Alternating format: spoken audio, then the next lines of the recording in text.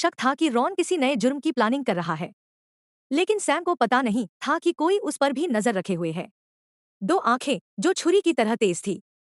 जैसे ही सैम का ध्यान रॉन से हटा, उसे महसूस हुआ कि कुछ तो गड़बड़ है। सैम को महसूस हुआ कि उसके पीछे कोई है। वह तुरंत घूमकर रॉन के पीछे आ गया, लेकिन वहां कोई भी नहीं था। कुछ देर बाद हम हिजू को देखते हैं, जो अपनी माँ के घर के सामने वाली बिल्डिंग की छत पर बैठी थी, चुपचाप अपनी माँ को देखते हुए। लेकिन आज कुछ अलग था। उसकी माँ के घर पर बिल्कुल कोई भी हरकत नहीं थी। उसे महसूस हुआ कि कुछ तो गड़बड़ है।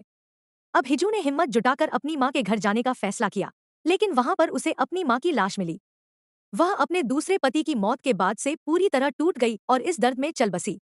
एक के बाद एक अपनों को मरता देखकर हिजू का दिल, जो कि पहले ही नफरत से भरा हुआ था, अब और गुस्से से भर गया।